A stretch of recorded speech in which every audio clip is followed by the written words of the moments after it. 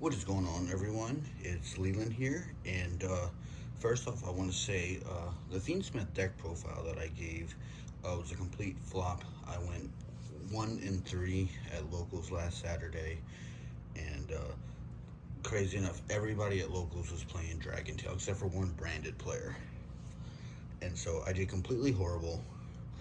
And I was pretty bummed out, but then I realized that at the end of the day,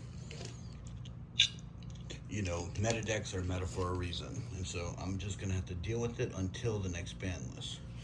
However, um, tonight I've been kind of getting a little creative, and I became really interested in using the Fiendsmith Primite Fiendsmith Primite, and so I decided to take a new approach to the deck, and yeah, and so let me go ahead and pull my cards out. And so, yeah, so what we're going to do is we're going to go through all the cards, and I will explain to you everything. I am running 3 separate engines in the deck, so we're definitely cutting back on the non-engine for sure.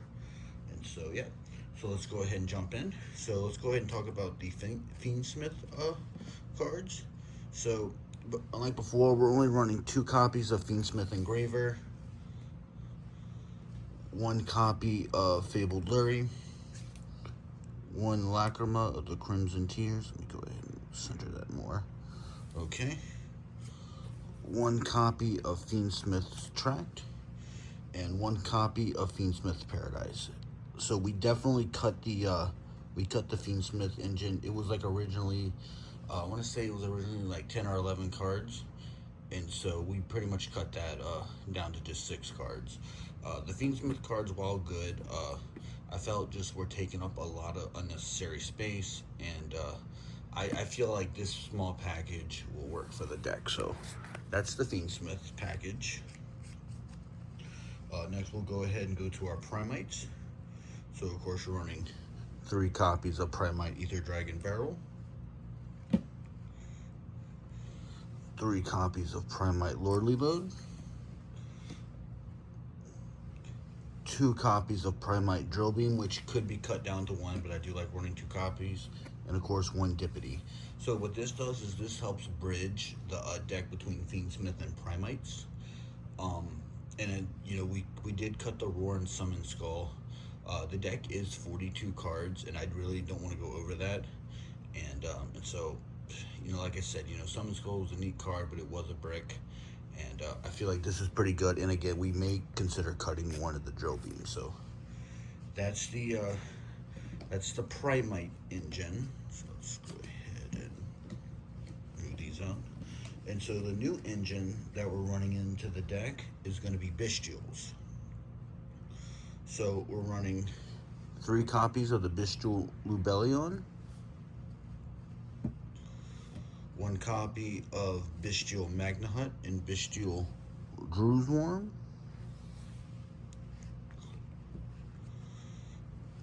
2 copies of Bystial Baldrake, and then 2 copies of Bystial Saranar. And then last, we're running 1 copy of Branded Regained and Branded Beast. And so initially I was running 2 copies of Branded Regained, then I was running Branded Beast and Branded Distribution, or I don't remember the card. Distribution, I think. Anyway, and so this feels a bit better. So while the Bystials do act as a big on the hand traps, like they replace a lot of the hand trap engine, it's also great for against the graveyard. And so it just helps us give us a couple of more bodies on the board, and just to kind of just overall assert pressure and to just really disrupt our opponent while we continuously recycle things with our Fiendsmith and our Primites. And so that's the small Bystial package, even though I think that might be the biggest package in the deck. All right, now we're gonna go ahead and go into the non-engine of the deck. I did cut it down to, it is, so instead of like 20 something, I want to say it's now at like 16. And so we're running, obviously 3 copies of Ash Blossom, And the reason why we're running that is, I think this is the #1 staple card any deck should run. It stops the basic things like adding a card from the deck, summoning from the deck, or sending from deck to graveyard, and it's also really good for the Mulch armies. 2 copies of Droll Lockbird. Again, it's additional coverage against the Mulch armies, but also against like Dracotail and Mitsurugi. 2 copies of Ghost Ogre. I was considering running her at 3. Let me go ahead and zoom out. But, so if you guys are wondering what that shadow is, I have my Yu-Gi-Oh boxes stacked up. Yeah, so 2 Ghost Ogres, really good. And then, of course, we got 2 copies of Ghost Spell. These are both really great cards. And frankly, I couldn't decide what I really wanted to max out, but I decided that running 2 and 2 is fine because if you open up with more, you can't use more than one in a turn, and so just maxing them out just felt kind of counterproductive. 1 copy of Triple Tactics Talent.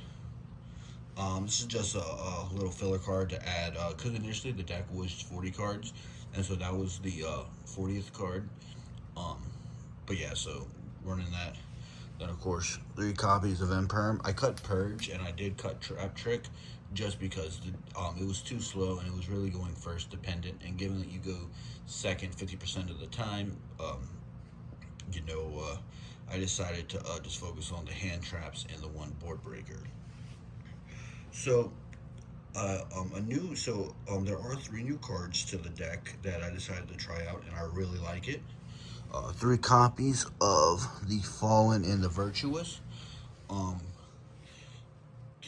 was debating between this or even considering like something like Forbidden Droplet. It's I like it because you can pop a card on the field whether it's yours or not, and it lets you send cards, fusion monsters from the extra deck that mention Fallen of Albez, and so really good. And this is just a new card I decided to add to the deck. So that's going to be the non-engine. It's, I want to say 16. So let's see. 3, 4, 7, 9, 11, 13, 16. Yep. So 16 cards. And I did some practice hands and it feels pretty good. Next we're going to go ahead and go into the extra deck. So we're running 3 copies of Albion, the branded dragon. These are the discards because what it does is when they're sent to the graveyard, you can you can set a branded spell or trap card from the deck. So it kind of like it helps you get your regain, your beast, things like that. And again, it's really just something to send to the graveyard, even though we're not running any Fallen of Albez stuff. Next, for the Fiendsmith, for our Fiendsmith lines, let me pull those cards out right here. So oddly enough, these are going to be these are the main Fiendsmith cards. We're running Requiem, Necroquip, and Desiree. So Desiree is strictly there for Paradise, but if it did come down to it, you could use Fiendsmith's track for it, but you're really not gonna make it. You got Necroquip Princess, which it's very simple. You're usually gonna turn Lacrima into, and then of course Requiem to get off our Fiendsmith plays. And then if you're going first, you'll go into Caesar, and if you're going second, you'll go into Chaos Angel. Since the extra deck really revolved around using the effect of whether they're dark, fire, or water, basically cards that get shut off with Dominus Purge, I decided to really focus on using on just not cutting out the Purge. And so that's the small Fiendsmith extra deck package. It does take up about 1/3. Let's see here. Then for like addition, so this kind of so we are running 1 copy of Mduck, and we are running 1 Heretic Seal. Mduck is to turn Dippity into a dragon type. so you can link with your Primite Dragon into Heraldic Seal, which can bridge into your Bystials. Um, yeah, and you also have M-Duck for another reason. We'll go over in a minute. Then we have what is known as the Zeus package with M7, Gaia Dragon, and Zeus. I know there's another rank 7 XZ monster, but I like Gaia Dragon. It comes up more, and yeah. And so, but yeah, these are the 3 XZ monsters that we're running. Just kind of additional aid.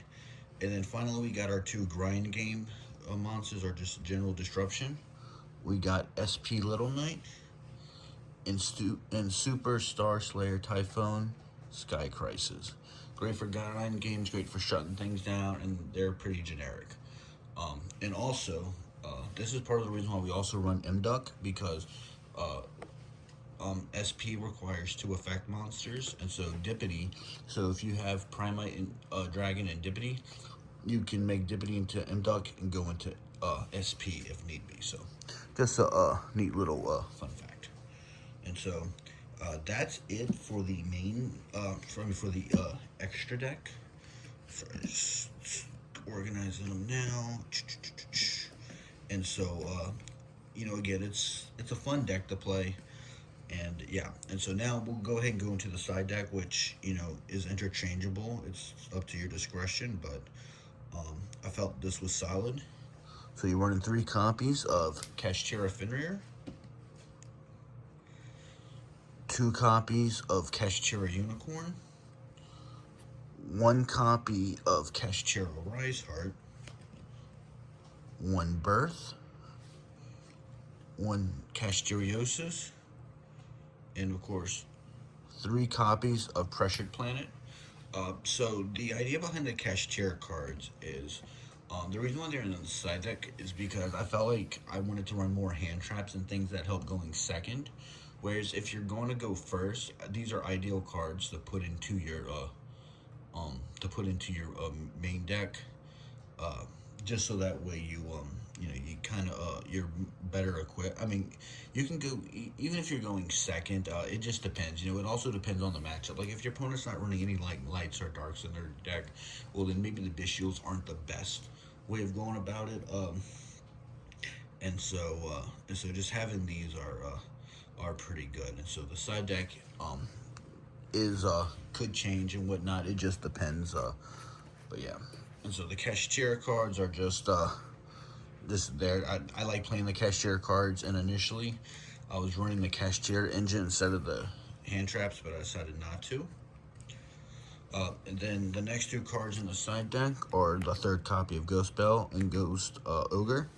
So with this, so sometimes in certain games are gonna require certain things. Like if your opponent isn't gonna like do things with like graveyard stuff, it's like, okay, well then you could cut the Ghost Bell and add Ghost Ogre.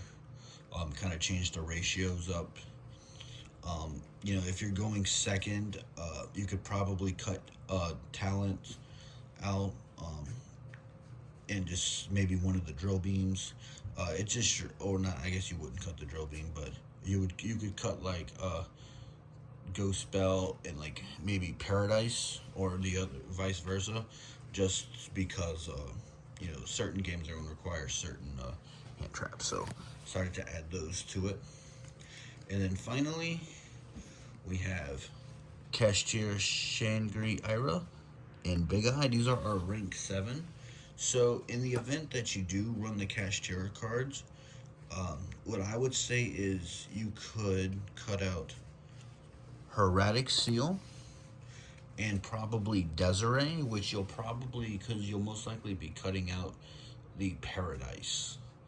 Possibly you'll cut out the Paradise and maybe even the Lacrima. So, or no, you'd keep the Lacrima. You'd cut the Paradise and something else. But basically, those are the 2 cards you'd most likely swap out.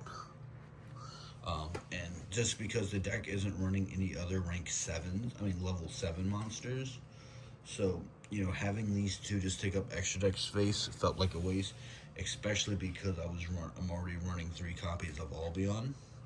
And so, but yeah, so that's that's the main deck. I guess you could say it's Bystial control, but it's really just a control deck.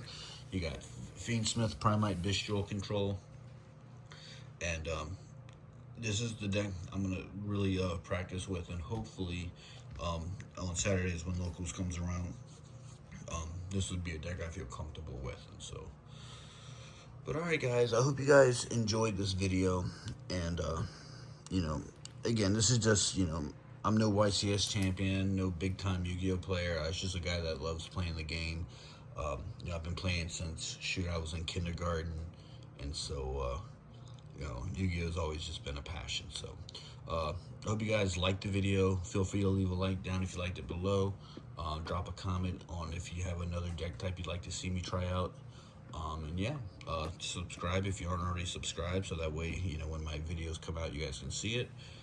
No, it's not the best quality. This is just something I kind of do for fun. So, all right, guys, I will see you guys in the next video. Bye.